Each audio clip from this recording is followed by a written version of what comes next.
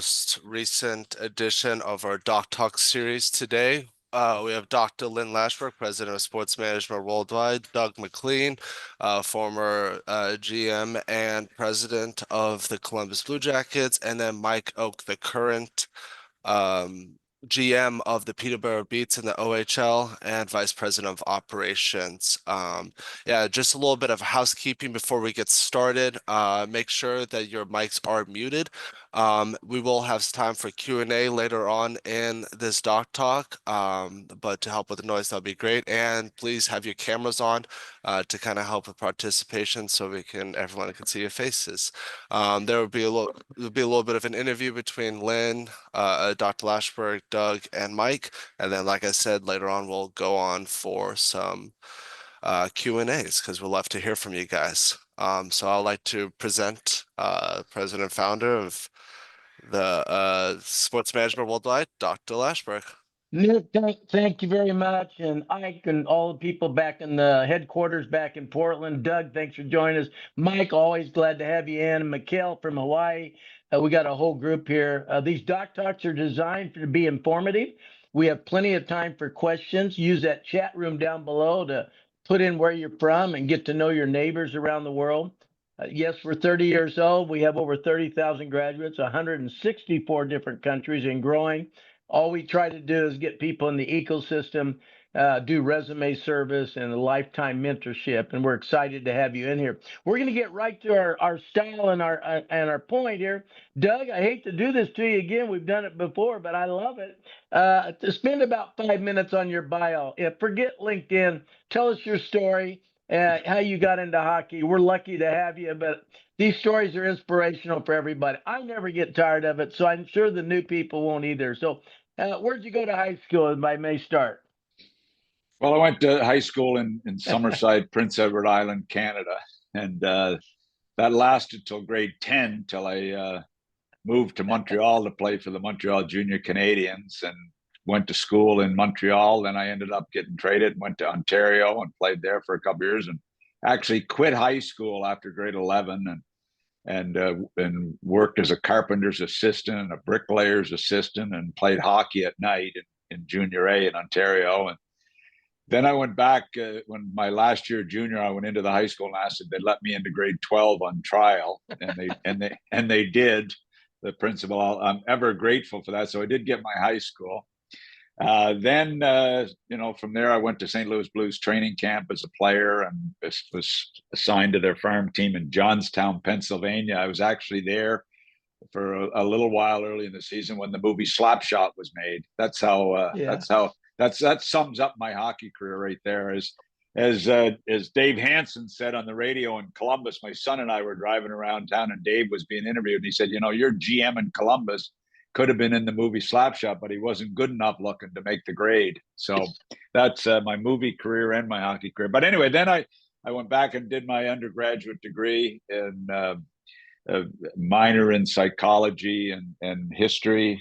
And then I went and did a master's, or taught high school for 7 years, coached the high school team, coached the junior team in town while teaching special ed in high school. And then I went back and did a master's at the University of Western Ontario, a master's in educational psychology. And during that year, I got a job at the London Knights in the Ontario Hockey League and did that while I was doing my master's in London, and luckily got the University of New Brunswick head coaching job from there, teaching and coaching at the University of Brunswick. And then after a year at the University of New Brunswick, I got a call from Jacques Martin. He offered me assistant coaching job with St. Louis. And then I spent the next 24 years in the NHL. So kind of a fluky ride, to be quite honest. Well, to be honest with you, I want everybody in the room to know you don't have that doctorate in kinesiology like yours truly, but I take a lot of pride. When you're starting down that high school, Harry, I don't think Harry went further than high school, if I may, Harry Sinden, but the secret to our company, of course, is that we don't care about degrees. We care about your expertise and experience. Yeah. Let's go to our buddy Mike Oak, director of our hockey, and really helped start the hockey program at SMWW. And Mike and I have been friends for many years, and he's the Peterborough Petes, and that's a competitor to the London Knights, and sometimes you get the Memorial Cup even. But Mike, welcome in with your introduction. Yeah, good afternoon, everybody. It's great to be here. Hello, Lynn, and hello, Doug. And I apologize. I know Doug, he's retired and spending his winters in Florida. I'm working and freezing in Ontario, and I'm at a rink now, so don't have great internet reception. So I'm not going to keep my camera on. But, much like Doug, I started out as a player. I was going to go and play junior, but I lacked two things, skill and ability. So I got into coaching and scouting right away. I took sports management at one of the local colleges, and from that point forward, similar to Doug, you get an opportunity. I started at the junior C level, and I worked hard and got an opportunity at the junior A level, and worked hard, and then like Doug, I moved up to the CIS, or the CIAU at the time. Was an assistant coach with the Laurier Golden Hawks, and then from there moved on to coach in the Ontario Hockey League with the Oshawa Generals, and did some player personnel work. Eventually became a real coach and got fired. And then like everyone. Moved on to international scouting services, and was the head scout for 2 or 3 years with them, and then that eventually led to my role with the Peterborough Petes, and I've been here 15 years. And as you mentioned, Dr. Lashbrook, I mean, been associated with SMWW since 2007, I believe, and every week, I look forward to the chats, the discussions, and meeting all the students. We spent a lot of years with Harry Sinden, myself, and Dino Caputo, who sends his regrets. But now for the last year and a half, working with Doug MacLean, someone else that has a great deal of experience, as you can tell from his bio, and really, I think the students truly benefit. Hearing from people like Doug, like Dino, like myself, firsthand experience, and then we have a lot of guests on too. So happy to be here today, and it's great to see we've got a keen group and lots of participation. No, we got a great. Thank you, Mike. And I got a couple questions here. I want everybody to start thinking of their questions. They can type it in the chat room. They can raise their electronic hand. Nick will let me know when those questions come up. This is all about you. We do conferences.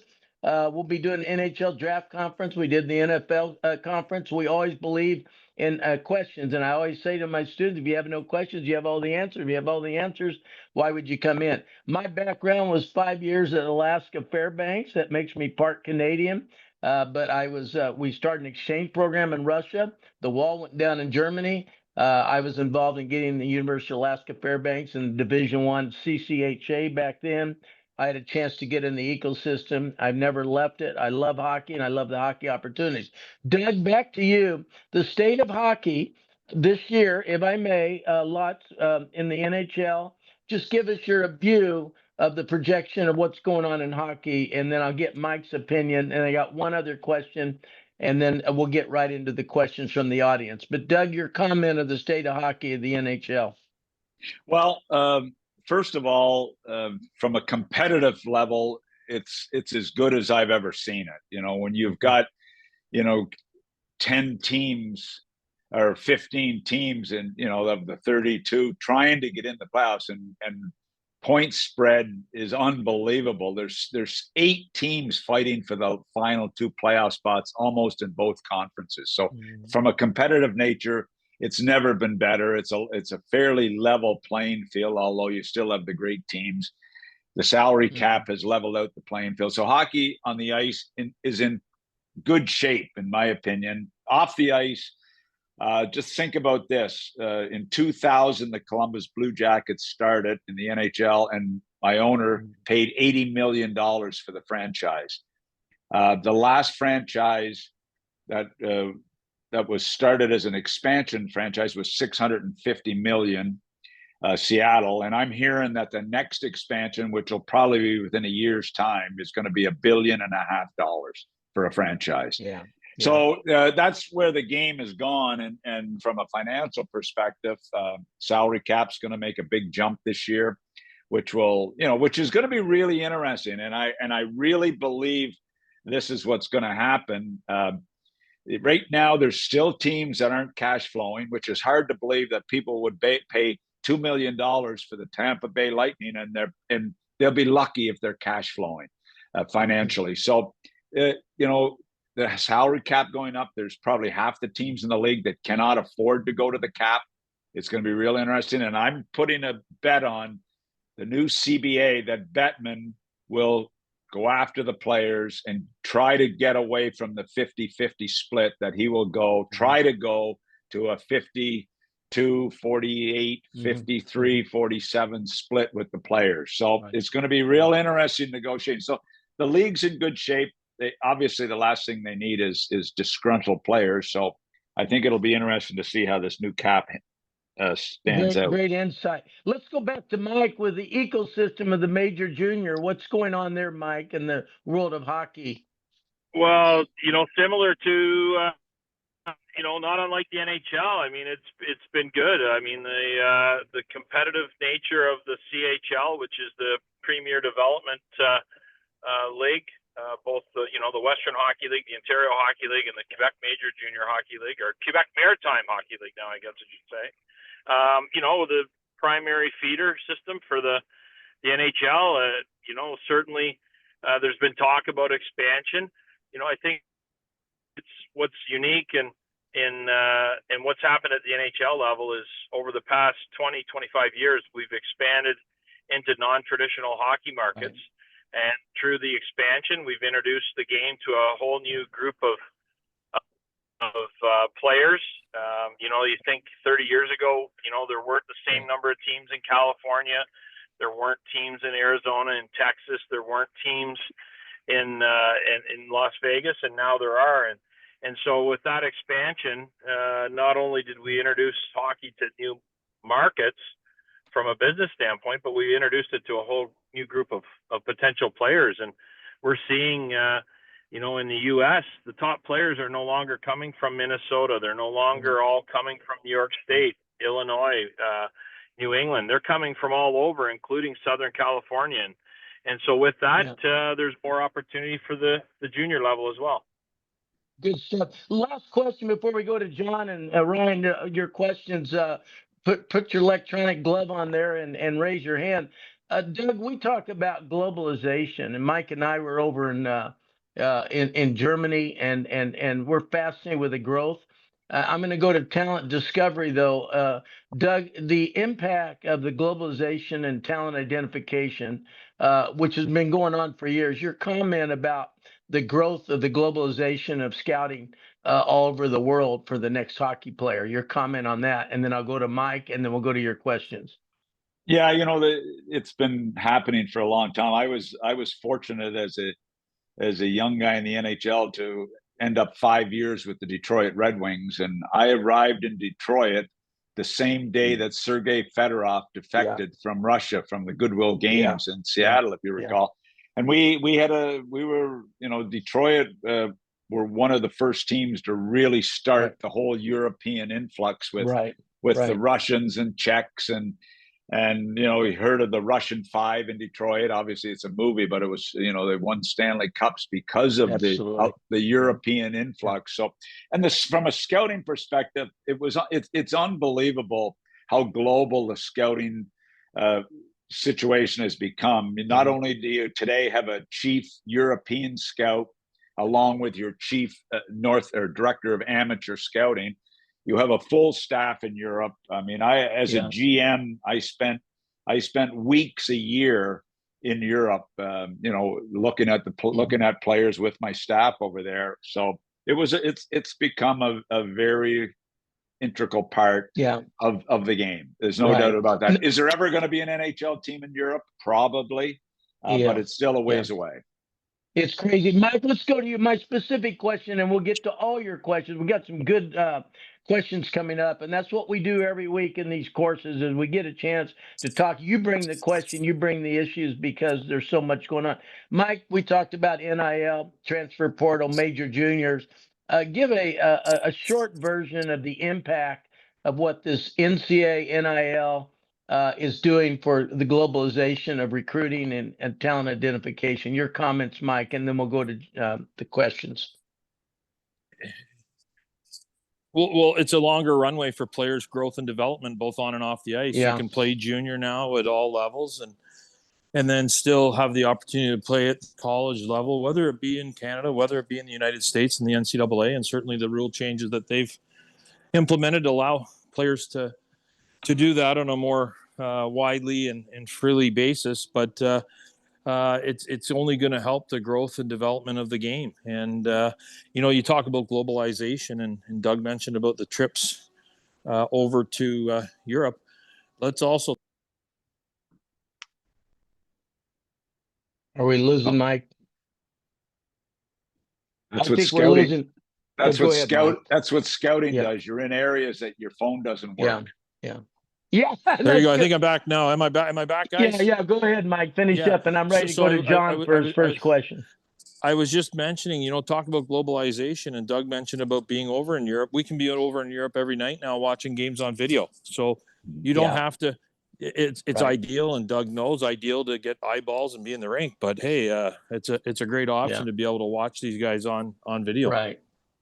And before I go to John, I just want to remind everybody the foundation, the original concept of Sportsman Worldwide was how to be an agent. It was back in the Jerry Maguire movie, and I was motivated to teach people how to be an agent. We now have 40-some courses and over, all over the world. But I got to be honest with you, we're getting back to this, quote, agent advisor program, which we're very successful in because there's so many decisions that have to be made from a 17-year-old, whether it's major juniors or go to a college, et cetera. It's a crazy time. Great opportunity to be involved in the ecosystem of hockey. I don't think I've ever seen a more dynamic time, a more robust time. So be prepared to think about how you navigate as you listen to these questions and answers. John, introduce yourself, Lewandowski, and go right into your question or comment. Where are you from, your day job, and right to your question. Thanks for coming in, John. You got it. So it's John Lewandowski. Day job right now is director in a procurement department, believe it or not. I love it. Where are you located? Yeah, I'm right outside of Buffalo, New York. I'm in Grand Island. I love it. Go ahead with your question. Good to have you in. So first of all, Doug, I do have a problem with the book. When I got the book, it was not signed. So I would love to get a signed book. I'm really enjoying the book. It's awesome. It's great. I don't know where you got that. I happen to have one right here, but this one is by the way, this is the paperback edition, and it has written right across the top of it, national bestseller across the top. So, but interesting on that topic. I just signed a deal, and a little bit of it because of Sports Management Worldwide. I just signed a deal with Simon & Schuster, and I'm going to be writing a new book starting on Monday. I'm starting the manuscript on the actual day-to-day life of an NHL general manager in the NHL. So great. So I'm looking forward to starting that book. But anyway, go ahead with your question. Sorry for the PR job there. Dr. Lashwick, you took my question. It was going to be around the landscape that's changing with major juniors. I do have an aspiring 16-year-old who will be playing in the Goj next year. So, Mike, I would love to understand how the reshuffling is going to change everything from Tier 1 and major juniors. And what do you see? Because there's a lot of questions right now. Well, I mean, it's a great opportunity for players to continue to play at the highest possible level, and at the same time, if they're not quite ready to turn pro following their junior playing days, that they have the opportunity to continue their growth both on and off the ice. By getting into school, we all need some schooling to fall back on, because as Doug knows, eventually somebody's going to tell you that you're not playing, and so I think it's great for the development. Yeah, good. Thanks for your question, John. Let's go to Kareem with your introduction and questions for Doug and Mike. Go ahead, Kareem. Hi guys, good to be here. I actually took your hockey GM scouting course last summer. It was around the playoffs. I'm from Calgary. I remember you. Don't worry, I remember you. Yeah, well, it was How good. you doing, man? I'm good. Well, it was really helpful because I was able to turn it into like my first kind of role. I'm scouting the WHL for FC hockey this year, so it's been really fun. But my question about scouting specifically is, how does like your first view of a player alter and change after like 5 or 6? Because now it's towards the end of the year. I've seen guys like 2, 3 times, and now that I know the player, what do you do after that? Like, do you focus in on specific things that you want to see Good improve? question. Like, it's got to be a different perspective from the first time you watch them to the sixth time, for example. Doug, we'll start with you. You know what? I think a lot of times that first viewing is one of the most important ones. You know, that the player actually jumps out at you from the group, and you get an opportunity to see him, and then from there on, I think you just become more aware of the player. You get to know him better, his strengths, his weaknesses, what, you know, the strengths in particular. I always liked the fact that when I scouted a player, I wanted to see this guy around the puck. Sometimes you go and watch a guy play and he looks terrific, but the puck's never around him. You know, when I watch a player, the one thing I always look for is the play always around the guy? In other words, is he creating? Is he breaking up plays? You know, but I think you watch a guy more, it's all about fine tuning your report, you know, fine tuning it, because you're going to see some deficiencies and you're going to see some positives. But I mean, that's typical. A scout typically for the NHL draft may only see a guy 5 or 6 times. That may be the only viewings you get. Now you have numerous staff watching the guy, but typically 5 or 6 viewings is a lot. Mike, let's go to you with a comment.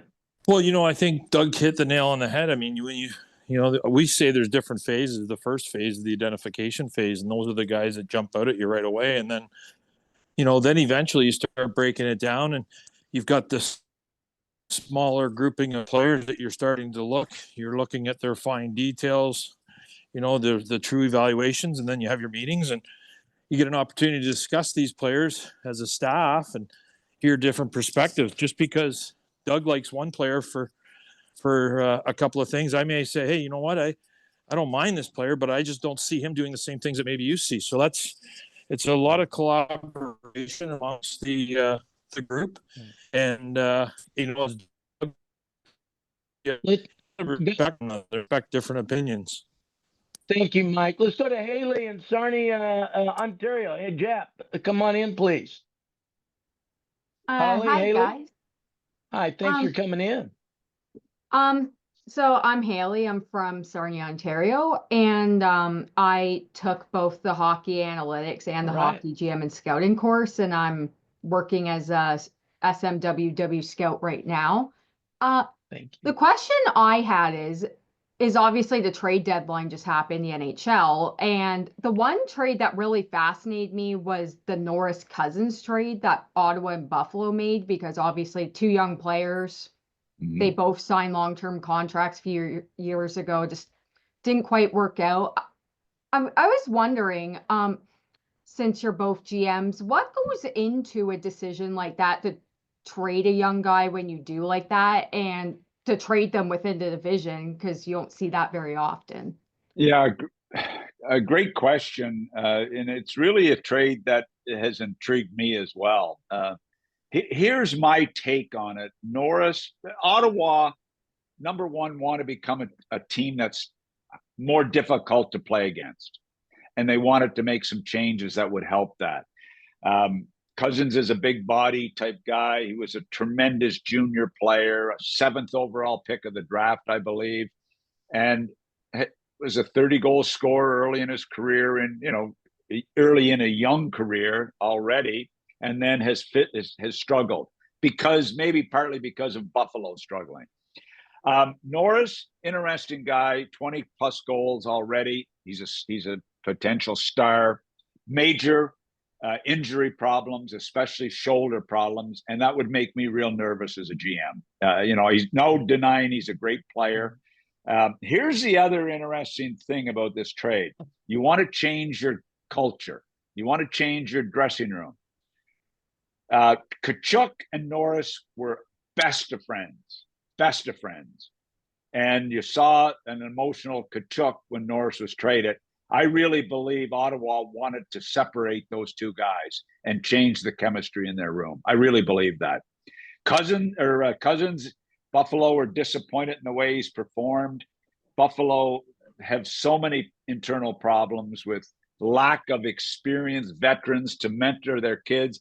This is a team that's got 6 or 8 top 10 picks on their team, and their development has really been been terrible, if the truth is known. So good trade for both teams. I like it for Ottawa a lot. I think Cousins will become a star, and I think it's going to help their chemistry. And that's Great not a stuff, knock on Norris. Yeah. Let's go to Jack Craig with your introduction and questions for Doug and Mike. Jack, welcome in. Hey, everybody. How's it going? Pleasure to meet you all.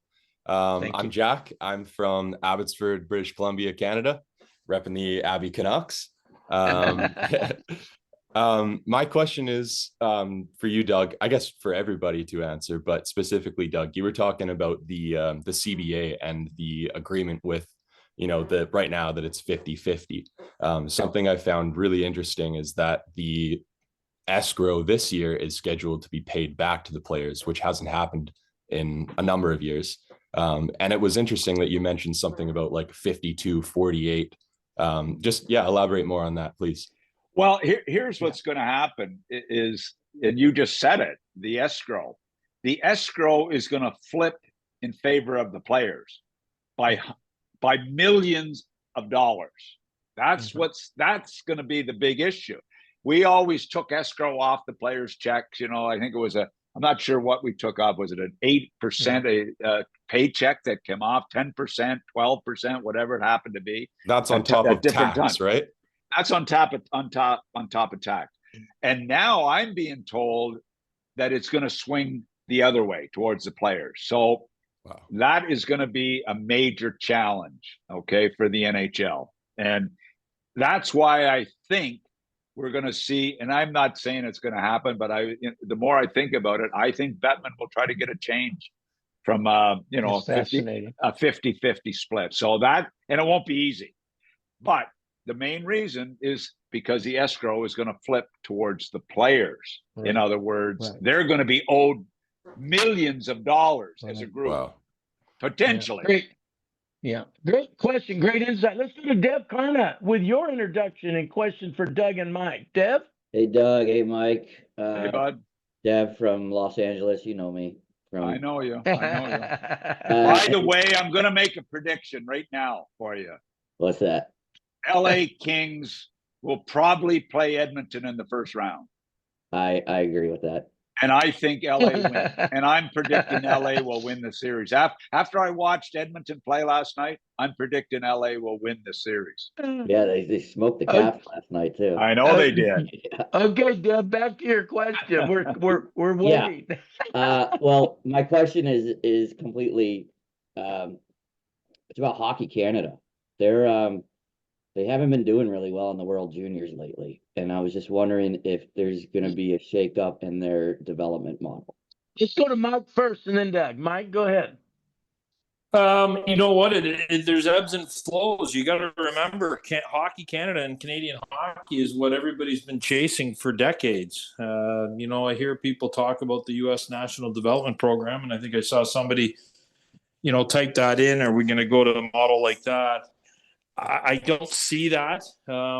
But you know what? When they're the best, everybody's going to come and model things that have to. I mean, Doug knows, all the European leagues and teams that have come over, literally decades, finding out how we do things.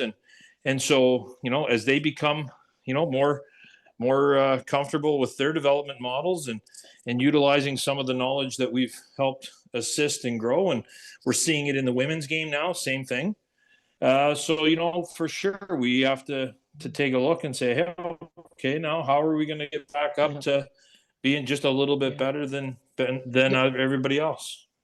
Thanks, Mike. Doug, your comment on that. You know what? It doesn't surprise me in the least. Canada's been the model for so long, but let's not forget that in every state in the United States, hockey is booming. My son lived in Chicago for 10 years. I know all the Chicago programs. Obviously, we know Boston, we know Michigan, we know Minnesota, but now it's Tennessee, it's Florida, it's Chicago, it's 330 or 40 million people, and they are hockey addicts in these towns. Yeah. They're paying coaches in Pee Wee $100,000 in Chicago to coach Pee Wee and Bantam teams. They're taking it serious. Families are spending a fortune. It doesn't surprise me they've caught up to us. They should catch up to us. Great insight. Let's go to John Baca with your introduction and questions for Doug and Mike. How you doing, guys? Doc, thank you for everything. I've actually taken your classes. I've been in the hockey analytics. Because of you guys, I was able to start my own hockey agency. We're starting to progress pretty well. I've gotten a couple guys across the board.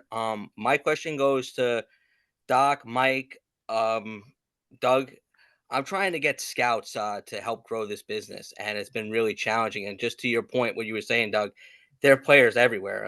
I can't be everywhere at once, and it's really me and another guy trying to find the players and get to the next level. And I just don't know how to attract scouts. We put stuff out on LinkedIn, we put stuff out on the message board, and it's just these guys are not accredited to do what we need them to do. And kind of my question Mike, is to you on that. Mike, your comment.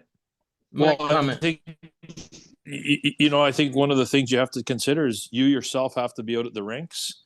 You yourself players, but watch for other people that are going to the rink to watch for players, and you'll see the guys that are out at the rink on a regular basis, those are the guys you want to meet up with. And some of them may be working for teams, so it may not be a fit, but some may not.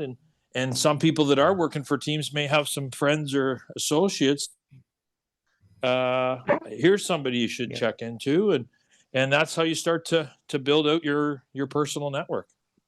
You bet. Doug, your comment on that? You know what? It's interesting because my son is going through a little bit of the same thing right now. And what he's done is he's gone back to original players that he recruited as 14-year-olds who have gone on to play USHL, went to Yale, graduate of Yale, and is now out of hockey and working in business in the Michigan area. So he called him and said, hey, would you be interested in helping me identify players? And for every player you find, we will split, there's, obviously the fee, I'm not giving you expenses. You get to the rinks, you watch.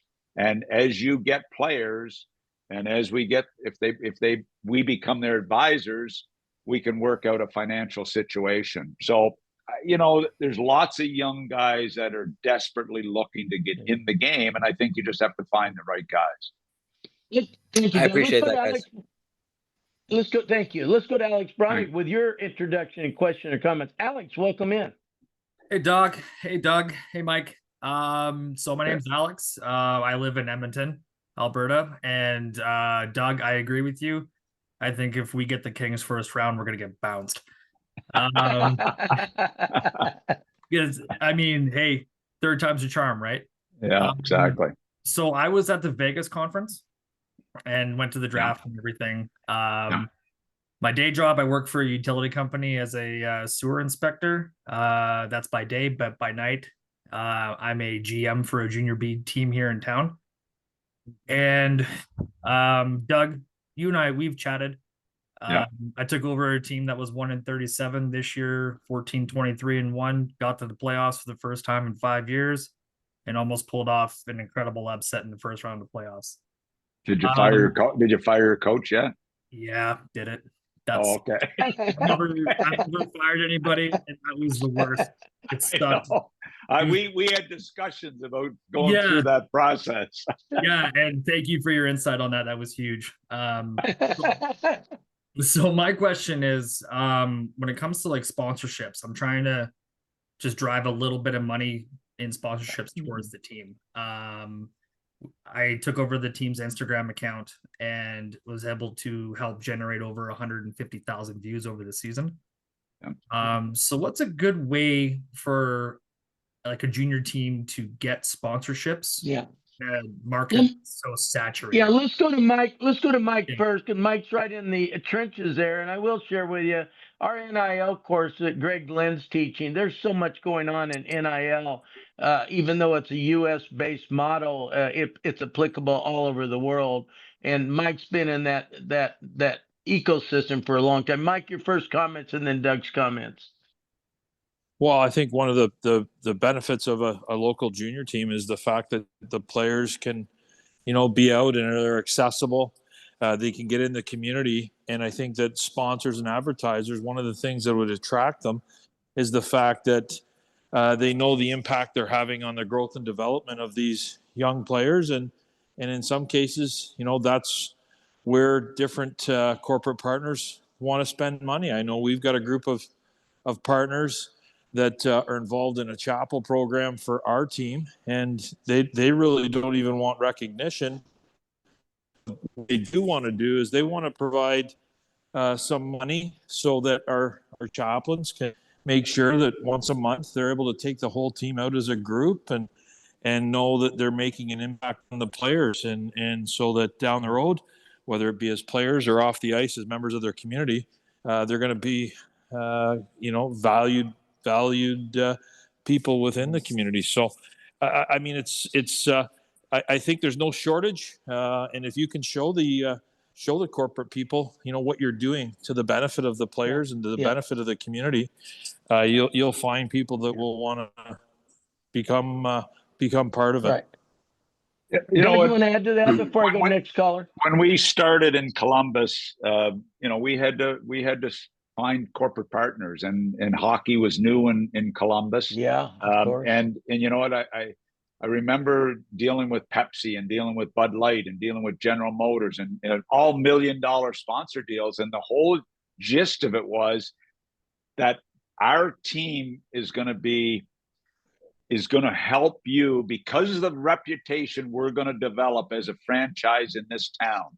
A great reputation of, playing hard for their fans and being involved in the community, that you're going to want to be affiliated. Your product is going to want to be affiliated with the good positive. Not just winning is important, but not just winning, how your franchise carries yourself in the community. And you'll be surprised how corporations want to be involved with good people, good organizations, and be ambassadors for their products. And I think it's a natural. Junior hockey is very, very positive in every community, large and small, across the country. Agree. We got two more questions, and maybe Nick will read a few that typed in. But let's go to Douglas in Pennsylvania with your introduction and questions for Doug and Mike. Douglas, welcome in. Douglas Lozecki. I'm in the Scranton, Wilkes-Barre, Pennsylvania area. And I, like Alex, I attended the SMWW conference in Vegas last year with my daughter, Abby. Yeah. You and I spoke. Yeah, right. And I was sad to see Dina wasn't included in this, because we actually ended up really hooking up. So I do have one quick question. Wait, he was included. He had another. we did not ask you. No, I know. Yeah, I know. No, I know. I saw his name was on the list though. So yeah, I do have a quick question, and then I've got something I want to pass on to Doug. So my question is related to post the Four Nations Cup, which obviously I think everybody would agree was a kick-a success. Yeah, right. Since then, I've seen several videos on like TikTok and Instagram, and mainly from minorities that are just saying that how much that tournament turned them onto the game. And this one guy in particular, though, was just going on about how he felt that the marketing of the NHL isn't doing the job that maybe that they are, say, that the NBA is doing. Because what he said was, like, even non-basketball players or fans, non-basketball fans, know who their stars are. And he said that the NHL does not lack stars. It's just that their marketing department isn't doing as good a job as he thought they maybe could. So I didn't know what were on that. Yeah. Doug, your thoughts first, and Mike's thoughts. Remember, they have a helmet on, and basketball gets the free face. And I was going to say that, you know what, hockey, basketball, the superstars in basketball dominate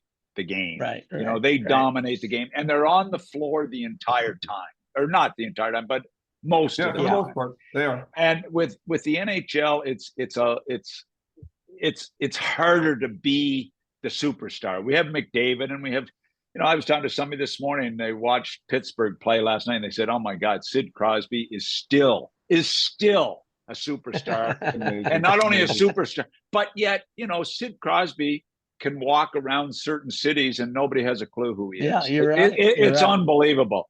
So I just think it's more of a challenge. It's I think hockey is maybe more like football, you know, that the quarterbacks are the superstars typically, you know, and the coaches. So I think it's more aligned to college basketball or college football, college, you know. So I think it's tougher. I really do. They've tried. Look, the NHL has focused 100% on trying to do exactly what you said, and they haven't yet got there. Right. Yeah, Mike, your comment. I do have one thing I want to pass on to you, Doug. So when we were at the conference last year, I did not speak with you, but I mentioned it to my sister's boyfriend, and he said, "Oh yeah, well, who was on the panel?" And I mentioned your name. He's like, "Oh, he was my boss in Columbus. Was Brian Raymond." Wow! Exactly. Say hello to him for me. He was with me. He was with me for a number of years as a scout, and he's Western Canada. Great guy. So make sure you say hello to him. I will. Mike, any comment on the promotion of hockey and the helmet versus the basketball? And I know you like basketball better than hockey, Mike. Yeah, you guys covered it. I mean, basketball, they've got fewer players, so there's, you know, fewer people to really stand out. As Doug mentioned, they're on the court pretty much the whole game and no helmets, and same with baseball. And you know what? It's harder. Like Doug mentioned, it's harder to be a real, true star in hockey, and I think hockey players, for the most part, Doug will be able to confirm this. They're a more humble group. They want to be more part of the team than be the individual star. I agree. I've never been called humble in my life, Mike. Thanks a lot. I appreciate that. But I do all sports, and I told you hockey and that hockey draft conference still are my favorite business. We got two more, and then I'm gonna bring Mikel in here. Job, but let's go to Ryan with your introduction. Ryan, come in, and thanks for joining us. Ryan, can you hear us? I don't. Okay, let's go to Jeff Lent. Jeff, come on in. Hey, Doug. Nice to see you again. Thanks for doing this.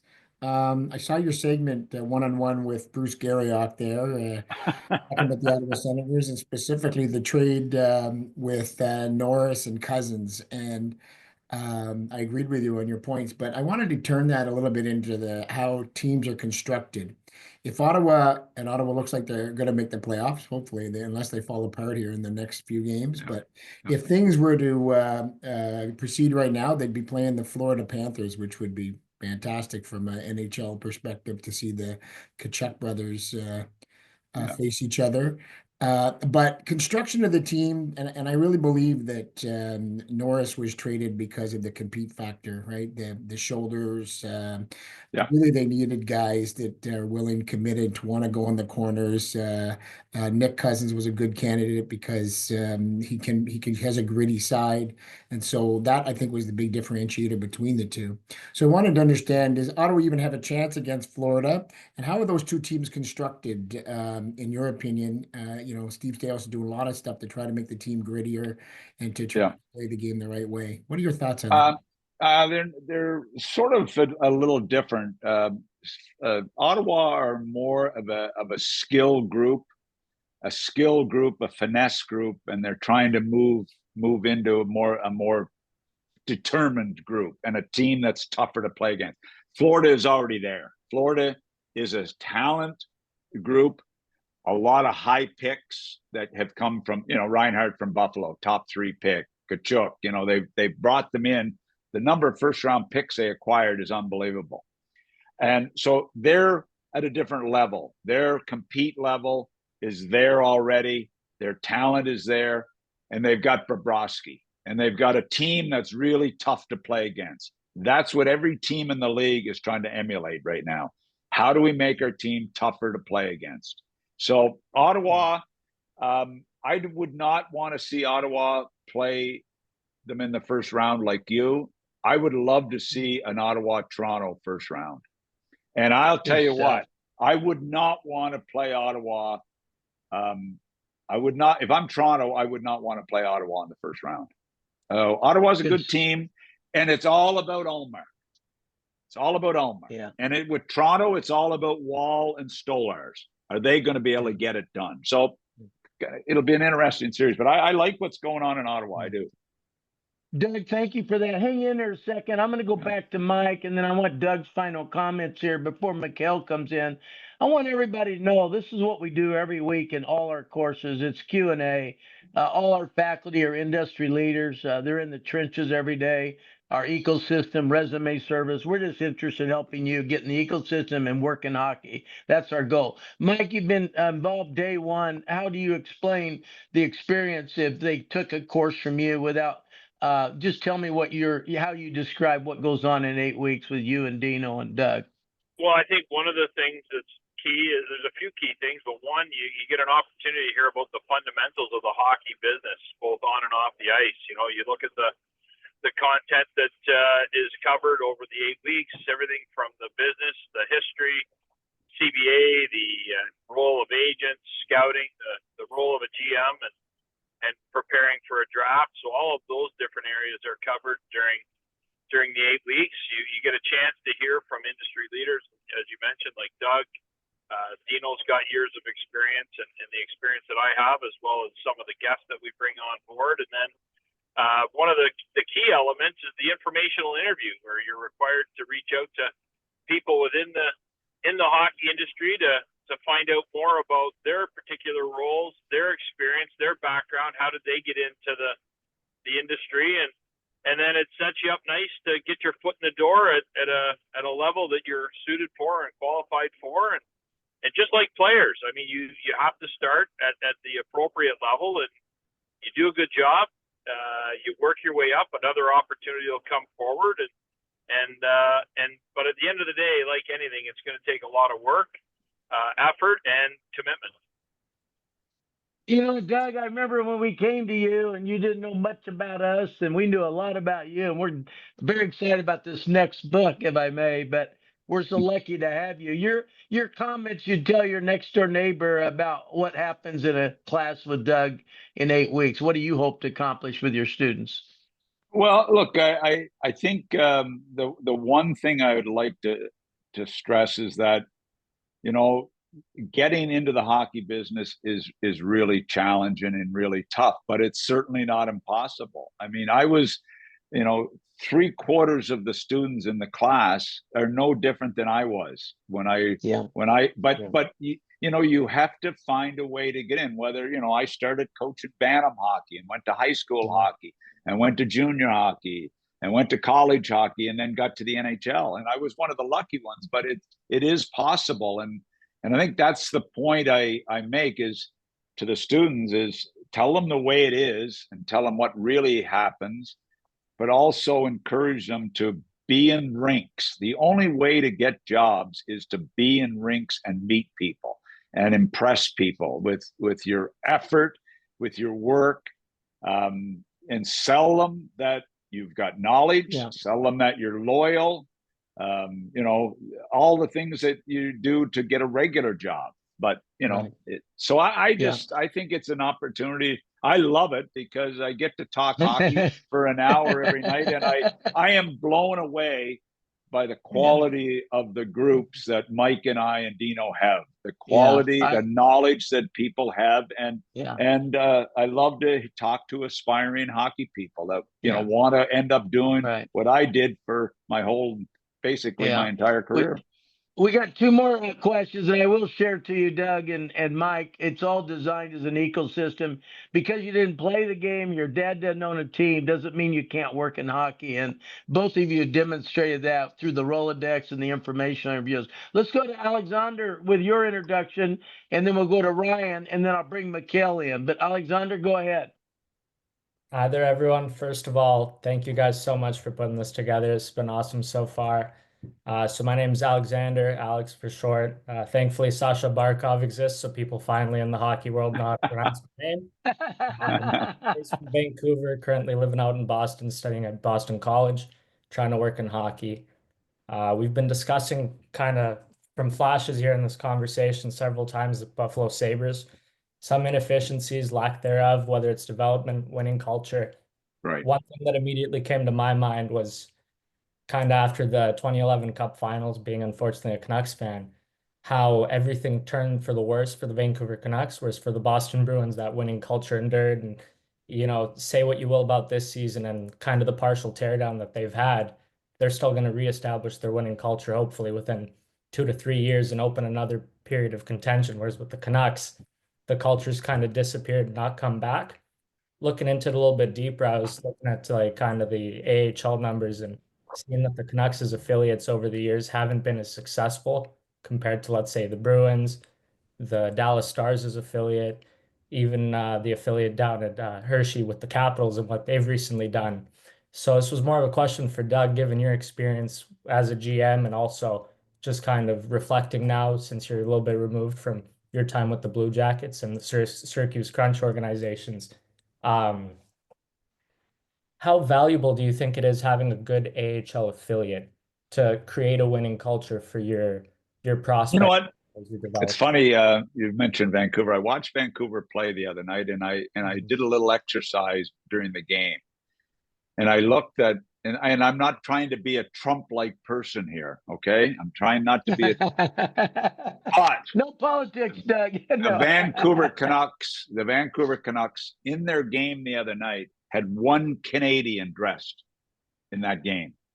And the team they were playing, I believe, had 12 Canadians on their team. And I don't understand how a team in the NHL can only have one Canadian on their team. So that's first thing.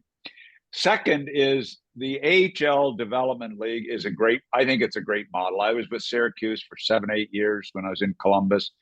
And, you know, it's critical. It's not because you want to you want to develop, and this is a Buffalo Sabre problem, in my opinion.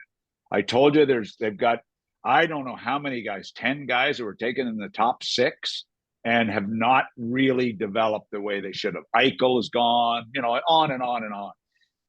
And yet Rochester Americans is one of the great teams in the American Hockey League. I think it's critical because you can have control over the coaches. You can have control over the development. You can surround your kids with quality veteran AHLers, which is really important.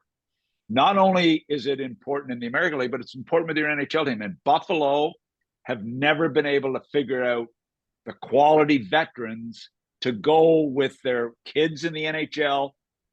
And it's just as important in the American League. They have some quality veterans there that can be depth players up and down that really help the kids develop a winning attitude in the minors. And we had great teams in Syracuse. We didn't win the championship, but we went to the finals a few times, and we had really good teams, and we put a lot of emphasis on.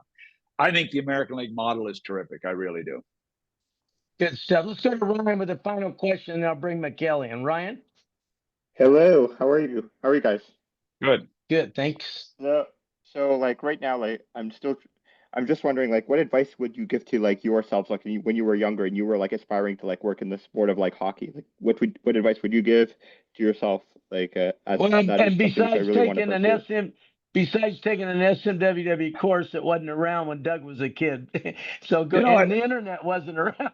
Go ahead. But I do remember as a GM getting calls from SMWW students asking to interview me. I know that, and I actually did quite a few of them. You know what? I often look back at my career, 24 years in the NHL, and I wish I had to do it over again. You know, there's no denying that. I think about the mistakes I made when I was a coach. Yeah. The mistakes I made as a general manager, the mistakes I made as a president.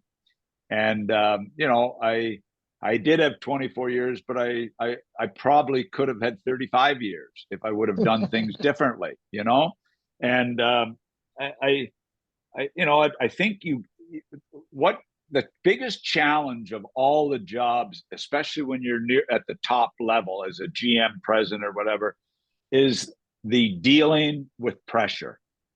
It's unbelievable when you have your owner mad at you, your fan base mad at you, your players mad at you, the media mad at you. It's really disconcerting. It's hard on the head, and I wish I would have been able to actually handle the pressure better. And if I had to do it over again, I probably would have done a lot of things from a pressure point of view to handle situations better, both with the media, with players, with coaches, with my staff. So you always have regrets, you know? Yeah. Mike, let's go to your closing comment. I have this to say. There's not one player that I ever had in my career, from an assistant coach to a head coach to a GM to a president, that I would be afraid to meet and sit and have a beer with and talk and laugh about our time together. That's yeah. You know, I feel good about that. And people that were co-workers. Yeah, thank you so much, Doug. Mike, your closing comment here.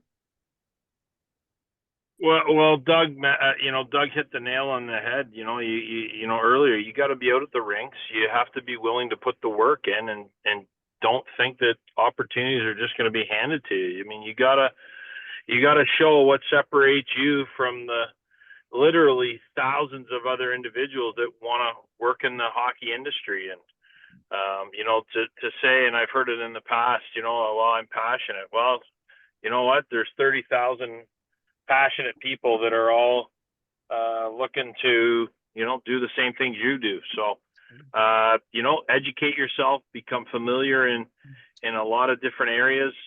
Just don't rely on the fact that you played. Don't rely on the fact that, you've got experience because your brother played. You got to put the work in, and really that's what it boils down to. You guys are marvelous. And the reason I brought MacLean, he's one of our career counselors. He does a great job, but I'd like him to explain just a little bit who we are. We're not interested in upselling in here. We're glad that you came in. This is what you get. You get a lifetime membership. By the way, our secret on those information interviews, including Doug, is we send out a Starbucks gift card, and then they send us a thank you note back, and then we ask them to speak at our conference. And Doug, we're going to try to figure out an NHL conference in this virtual draft. Your closing comments on this virtual draft that I don't like, because I sure love going to the ice every year. Your final comments on that before I give it to MacLean. Yeah, I'm disappointed. I know the rationale. Stevie Yzerman is the guy that started this campaign to get it virtual, and I can see the GM's point of view. But I absolutely, it was a highlight of every year I was in the NHL, whether assistant coach, head coach, or whatever job I had, was the draft. And it's an unbelievable opportunity to be together with all the hockey people in the world, from our students at SMWW to all of scouts and every hockey person comes to the draft city. Yeah. And it's an opportunity to be around hockey people. And I think the fans are the big losers. I really do, because the atmosphere in those draft cities, in every draft I've ever been to, was over the top. And I think it's a big loss to the fans. I really do. Yeah, I do too. Doug, thank you so much. You can hang around if you'd like. MacLean, just give a little update as a career counselor, what we try to do with all our students. And God bless all of you for coming in today. I'm more excited about hockey. I remember the Tube TV and the Flare. I remember when the Kansas City Scouts were in the NHL.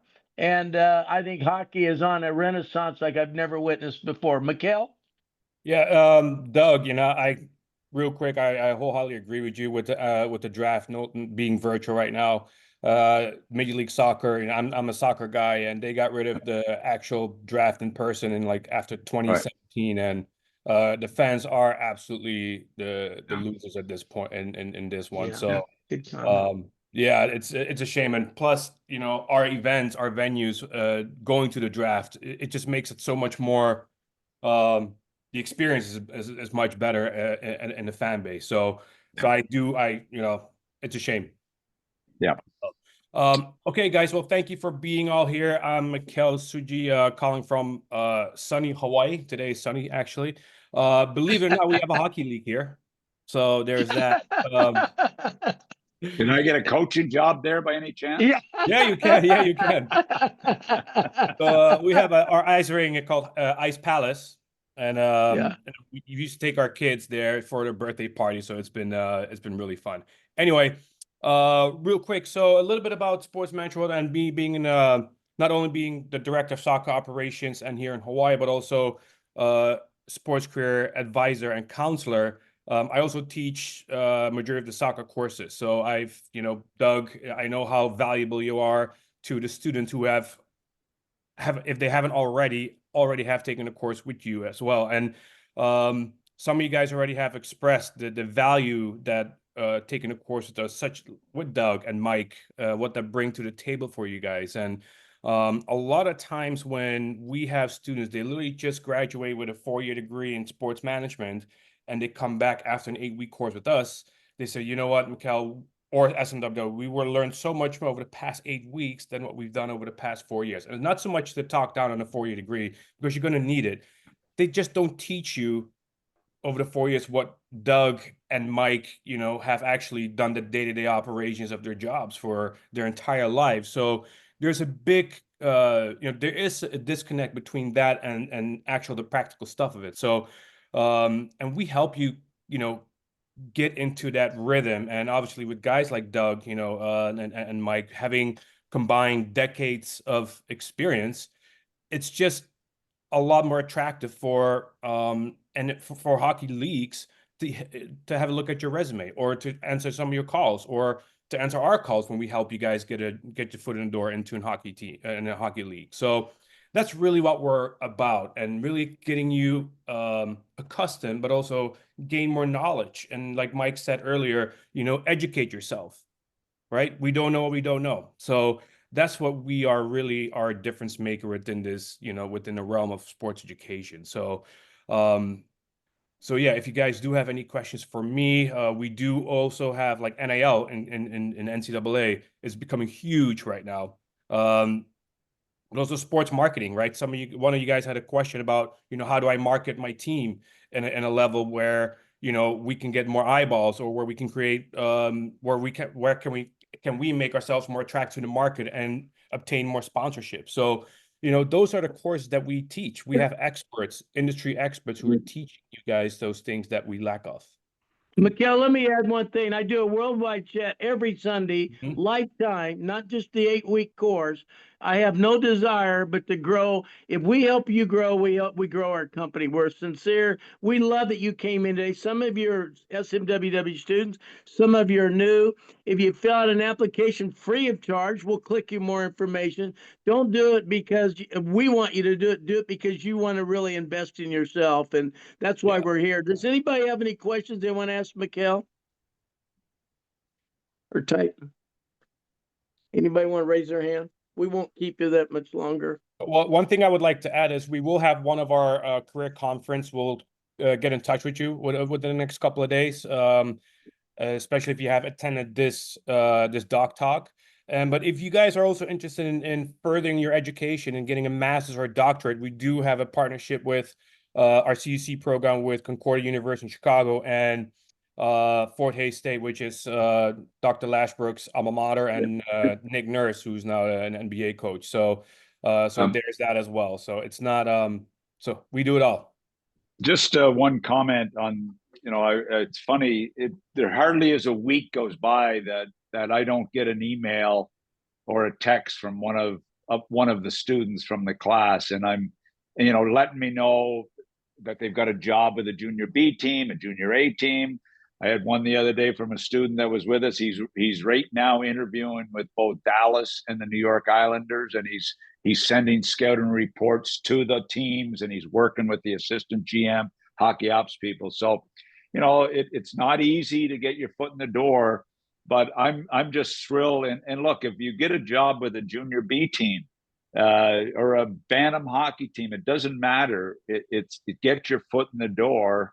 And I just love hearing those stories from the students. And like I said, was one of our a few of our former students on today, but one in particular that we've had an ongoing conversation with quite a few times this year. So I really like that part of it. Yeah, exactly. Basically, the whole mantra is we help grow you guys' toolbox, and it's up for you to build what you want out of it. So, Mike, do you have any lasting comments? Nope. Okay. Mike's. You know what? No. Yeah, no, I'm here. You know what? Hey, I thought you were gone scouting. While I'm here, No, I just ran into Mike Kern about 15 minutes ago. So